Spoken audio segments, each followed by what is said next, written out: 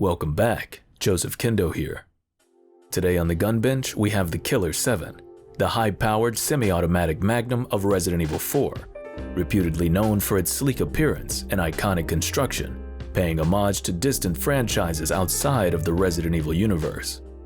Now that we have it in our hands, let's take a look into the Killer7's design and how it bridges the gap between classic and modern firearm innovations, along with Capcom's explanation behind its distinctive name. The Killer7 made its first and only appearance in Resident Evil 4. Once Leon makes his excursion to the island, he is met by an organized militia of Los Illuminados. These combatants are rustically armed and equipped with industrial utilities to prepare a line of defense just off of the rocky shoreline. Once the coast has been cleared, the merchant's shop can be found within a small cave right outside of their base. Here, he has a new item in stock known as the Killer7, and it serves as the last weapon for sale in the game. It's sold for the price of 77,700 pesetas, with a base capacity of 7 rounds and a fire rate of 0.7, and making its case as the most expensive weapon available throughout the entire story. Once purchased, we are first presented with its familiar inventory icon. At first glance, this may simply be recognized as the 45 AMT hardballer long slide, widely remembered by its appearance in the Terminator. However, we can specify that the Killer7 is not the same weapon used by the T-800. The Killer7 is modeled off of the Colt M1911 and M1911A1 as it carries features from both of these iterations. To start, it features the long hammer spur, extended grip safety, and grips of the M1911A1, but lacks the additional relief cuts on its frame located behind the trigger. Next to that, it retains the flat mainspring housing and shares the same two-tone magazine of the original M1911, notably seen during its reload animation. In resemblance to the Terminator's 45 hardballer, it's built with a similar skeletonized trigger and laser lock sight system modeled to resemble the version from the movie.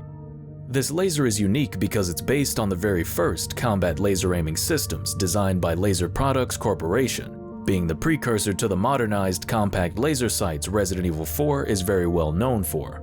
However, this laser was never commercially available for the 1911 platform, as it was only built exclusively for the film. The laser sits in a free-floating position above the slide and is held in place by an integrated mount on the left side of the gun.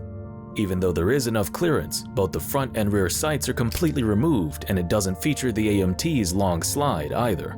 Instead, we get a traditional 1911 slide which retains the original patent markings on both sides. And to finish, the official Killer7 logo is engraved onto the left face of the slide, along with this name being inscribed on the base plate of the magazines, which was a direct reference to the then upcoming game, Killer7, co-written by the Resident Evil 4 director, Shinji Mikami. This game does happen to feature a unique 1911, a long slide hardballer used by Kaede Smith, with a silhouette similar to our beloved Killer7. However, aside from this, there isn't much of a direct resemblance between the two, namely from its mounted scope, long slide, and extended magazine. In use, the Killer7 stands as an easily maneuverable weapon to deal critical damage at a high rate, and it's best saved for the exposed weak spots of the tougher foes. Although it is quite tempting to use it against the common enemies, both from its semi-automatic function and initial appearance as a standard caliber 1911. Once equipped, the Killer7's description reads, "A very stable, yet powerful 45 Magnum," both of which seem to be questionable statements, as its laser sways just as much as the other weapons of the game, and it utilizes the ballistics 45 ACP. Not exactly a Magnum cartridge, but it is listed as the Magnum ammo in the game. In comparison to its Magnum competitor, both the Broken Butterfly and Killer7 take up 8 spaces in the attaché case and have the same rate of fire. But in their initial states, the Killer7 takes the crown in every other performance category, being able to reload twice as fast and having double the firepower. Even when both weapons are fully upgraded, the Killer7 remains the superior Magnum, but upon completion of the game, it settles with a maximum firepower of 35, as the Killer7 is not offered an exclusive upgrade, unlike the Broken Butterfly whose firepower increases from 28 to 50, leaving the tuned-up Killer7 obsolete during your second round of the game. But many players may find themselves returning to their use of the Killer7 for its satisfying reload, and cool factor. After the completion of Resident Evil 4, the Mercenaries can be unlocked as an extra game mode, featuring a selection of familiar faces to unlock, one of which being Albert Wesker, and he is equipped with the Killer7. In battle, Wesker's playstyle is centered around damage and precision from both his superhuman abilities and high-impact weaponry, which the Killer7 capitalizes on, being the strongest weapon available to any of the Mercenaries' characters, all while being casually held in the palm of his hand, a pose unique to Wesker. To his disadvantage, the Killer7 comes with no additional ammunition, along with the other weapons in his attaché case. But if you manage to pick up a box of ballistics, there should be nothing keeping you from defeating the deadliest of boss enemies, no matter how fast they move. Before Resident Evil 4 was officially released, the original version of the Killer7 was accessible in the US Trial Edition. Only leaving its original weapon icon, it simply appeared as a stainless steel 1911, and when using the developer debug menu, we can confirm its identity as Handgun 6 M1911A1 Government. Following this early US version, the Biohazard 4 Trial Edition released in Japan as an updated version, closer to the retail game. Here, the attaché case inventory is present, and using the debug menu, we are able to gain access to another early rendition of the gun. By looking at its inventory icon, we can note some key differences, such as the laser sight not meeting the end of the barrel, that the capacity in this trial and the previous one are 9 rounds, and that it features the double diamond grips of the original M1911. Through a bit of modification, we can enable the gun's examination and take a look at the description. When translated, it reads, "State-of-the-art, stable, and powerful 45 caliber magnum." Another feature that didn't make it to the retail version is its unique silencer attachment. The model of this suppressor is specific to the Killer7 and carries over the same patina to match the worn finish of the gun.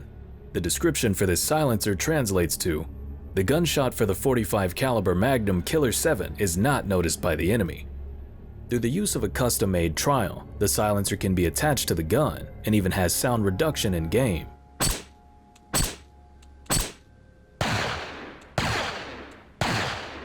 This silencer was never made available in the retail version, but it can still be found hidden within the game's files. In a game where nearly every weapon is built with a unique laser aiming attachment, the Killer7 is recognized for this reason specifically, due to its over-the-top design, quite literally, which appears as retro-futuristic in modern times.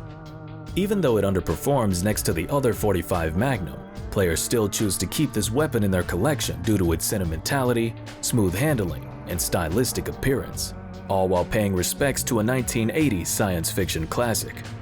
We find it strange that the Killer7 was deemed unworthy of an exclusive upgrade, and can only speculate what its special ability would have been. To this day, we feel like Resident Evil treated this weapon with a bit of injustice, but when looking past its performance, it has plenty of fans who will always be able to remember it by its name. So, that's it for the Killer7, the retro-futuristic custom 1911, sharing its name with one of the infamous Capcom 5 titles. Be sure to check out the KendoGunShop Instagram page at kendo.gunshop. If you'd like to help the KendoGunShop expand its business past Raccoon City, share the video with your friends to help spread the word, or feel free to leave us a tip over at our Patreon, link in the description. Make sure to leave us a comment on what guns from the series you'd like to see a video on next, and don't forget to come back and visit us at the gun shop for more content about the firearms of Resident Evil.